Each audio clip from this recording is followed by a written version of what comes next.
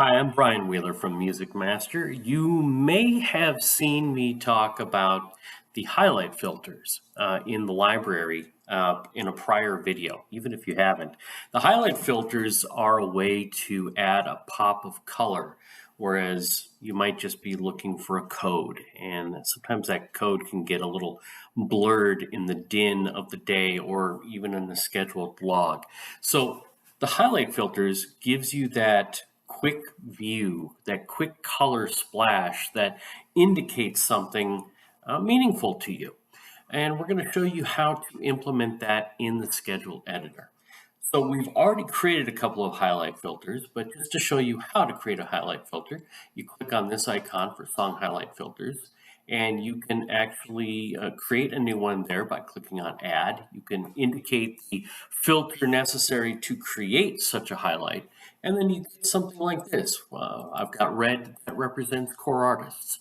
Any song that in my library has the C designation in the core artist field gets a splash of red. And then I also set up a good mood highlight filter, and that is any song that has a mood of 5 in my library. Now, these are things that are important to me, and these are things that I want to monitor in not only the library, but in my schedule editor where it's really handy. Now I'm going to show you what I'm talking about here. Obviously, I've got the core and non-core field, right? And I can see the C's. And when I'm looking at that, fine, I can see the C's. That's great. But now I've got to look and look. Is it an N? Is it a C? I don't know.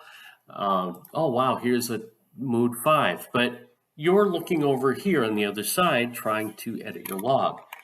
Well, if we add these highlight filters into the view rather than the coding, we can actually see a much quicker reference to these particular elements. I want to make sure I have core artists. I want to make sure that I've got occasional good mood songs in there, keeping things bright, right? So I'm going to add these to my layout, and suddenly, very, very distinctly, I've got red splashes in my log, and that's great.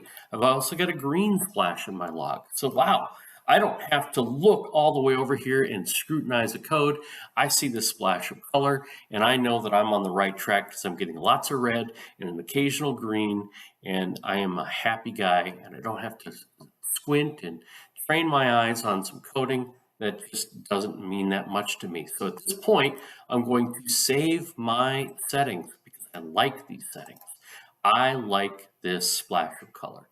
And by the way, you can move this anywhere you want. If you want to put this right between your artist and title field, you can do that. Just do that. And if you like what you've done, again, we're going to save this change.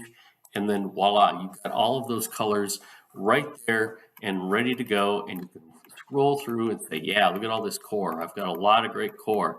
And then maybe you decide, oh, there's good. There's a high mood song. Oh, there's another high mood song.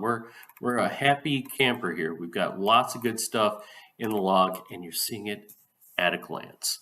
Now, this is also very much the same in our web software. I'll show you that. You will see right here, once again, I've got my core showing very, very quickly and easily, and I've got my good mood song showing up. Oh, there's core and good mood. That's a big win right there. So very quickly, getting that splash of color to see some of the important things in your world is another way that MusicMaster is trying to make things easier for you in a very busy scheduling day.